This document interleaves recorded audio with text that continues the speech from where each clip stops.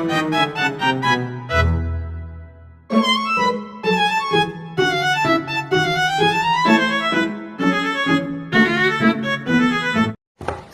warahmatullahi wabarakatuh. Perkenalkan, nama saya Alfiana Junaidi dengan NIM 245211207. Di sini saya akan menjelaskan materi mengenai sejarah fikih serta perbedaan fikih dan usul fikih. Kata fikih dalam bahasa Arab yang berasal dari kata faqiha yafqahu fiqhan yang bermakna mengerti atau memahami. Secara definitif, fikih berarti ilmu tentang hukum-hukum syar'i yang bersifat amaliyah, yang digali dan ditemukan dalam dalil-dalil yang bersifat tafsili. Materi pertama yaitu sejarah fikih. Sejarah fikih dibagi menjadi beberapa zaman. Yang pertama, zaman Nabi Muhammad SAW. Zaman ini dibagi menjadi dua periode, yaitu periode Mekah dan periode Madinah. Yang pertama, periode Mekah terjadi pada 610 Masehi sampai 623 Masehi. Pada periode Mekah ini, istilah fikih belum dikenal, tapi banyak menekankan pada keyakinan akidah Islam yang berbentuk kepercayaan pada keesaan Allah, malaikat, nabi dan rasul, kitab-kitabnya, hari kiamat, serta qada dan qadar, sehingga nyaris tidak berbicara mengenai aturan-aturan hukum beribadah. Pada masa ini, Nabi Muhammad SAW hanya mengonfirmasi dirinya sebagai utusan Allah, sedangkan aturan-aturan akhlak belum dijadikan institusi keagamaan. Sementara salat itu sendiri merupakan hadiah dari perjalanan Isra dan Mi'raj, masih merupakan refleksi tanda penghambaan diri makhluk kepada Khaliknya. Yang kedua, pada periode Madinah terjadi pada 623 Masehi sampai 632 Masehi. Nah, pada periode ini ditandai dengan adanya pengaturan hidup sebagai hamba dan sebagai anggota masyarakat. Hukum yang dipakai berdasarkan wahyu dan ditafsirkan secara ketat oleh Nabi Muhammad sendiri dengan bimbingan dan arahan dari Allah SWT. Nah, menurut Ignaz Goldziher, ada beberapa ciri khas dari periode Madinah ini, yang antara lain: pertama, kemunculan hadis-hadis yang menguatkan keberadaan Al-Quran sebagai wahyu dari Allah SWT. Yang kedua, Islam menjadi sebuah institusi yang dapat mengorganisasi perjuangan umat sebagai dasar pengembangan agamanya. Yang ketiga, keberadaan Nabi Muhammad SAW meluruskan kembali kitab-kitab suci terdahulu yang telah dicemari atau diselewengkan oleh umat-umatnya sendiri. Yang keempat, pembentukan persaudaraan keimanan Islam dengan mengatur hukum sipil dan hukum agama, hal ihwal kehidupan secara praktis, urusan kepribadian, rumah tangga, dan kemasyarakatan berdasarkan wahyu.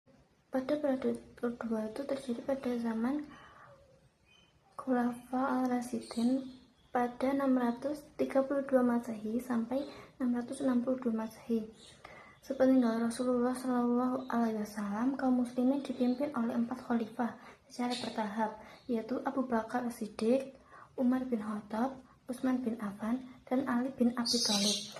Tanpa pimpinan langsung Nabi Muhammad, muncul banyak permasalahan hukum yang menuntut solusi melalui ijtihad. Pada masa ini, banyak mujtahid atau ahli hukum muncul, baik yang memutuskan hukum sendiri maupun secara musyawarah. Nah, penggunaan hadis sebagai dasar hukum bervariasi, tergantung pemahaman masing-masing sahabat. Khalifah sendiri sering berkonsultasi dengan sahabat lainnya seperti konsensus atau ijma sebagai putusan terkuat. Ketiga itu zaman abad 1 Hijriah, yaitu pada 662 Masehi sampai dengan abad 7 Hijriah 1258 Masehi. Nah, pada masa pemerintahan Bani Umayyah, para sahabat menyebarkan ajaran Islam ke berbagai kota. Hasil dari itu melahirkan banyak tabi'in yang pandai dan pintar menyamai gurunya, bahkan melebihi dalam urusan fikih dan hukum Islam. Dalam periode inilah, fikih dipandang sebagai suatu ilmu yang berdiri sendiri. Kondisi ini menimbulkan pertentangan di kalangan tabi'in, sehingga dibagilah mereka ke dalam dua golongan besar, yaitu golongan al-hadis yang mengeluarkan hukum-hukum dari hadis-hadis yang mereka telah terima. Dua itu golongan ar-rayu atau al-qiyas yang menetapkan hukum dengan hadis. Jika tidak mereka dapati hadis yang mereka terima, maka menggunakan qiyas. Terdapat pertentangan yang terjadi pada periode ini dalam hal-hal dasar yang digunakan dalam mengistinbatkan hukum.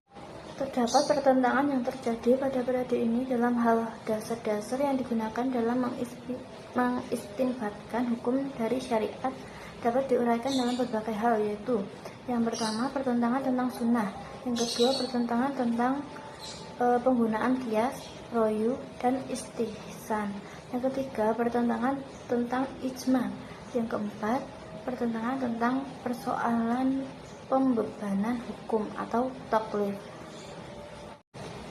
Meskipun terdapat pertentangan, periode ini melahirkan banyak ulama terkemuka dan mazhab-mazhab penting. Antara lain yang pertama Abu Hanifah yang dikenal dengan penggunaan royu, qiyas, dan ihtisan, mendirikan mazhab yang berpengaruh di Irak dan sekitarnya. Yang kedua ada Malik bin Anas, ulama hadis dari Madinah yang menghasilkan kitab Al-Muwatta, karya monumental yang mengintegrasikan hadis dan fikih. Yang ketiga ada Imam Syafi'i yang menggabungkan Al-Quran, Sunnah, Ijma, dan Qiyas, membentuk mazhabnya sendiri yang berpengaruh luas. Yang keempat ada Ahmad bin Hanbal, ulama yang berpegang teguh pada hadis, juga mendirikan mazhab yang berpengaruh. Nah, selain mazhab-mazhab tersebut, terdapat juga mazhab-mazhab lain seperti mazhab Zahiri, Auza'i, dan Zaidiyah. Mazhab Syiah 12 juga memiliki karakteristik sendiri dalam penggunaan hadis dan sumber hukum lainnya. Materi kedua yaitu perbedaan fikih dan usul fikih.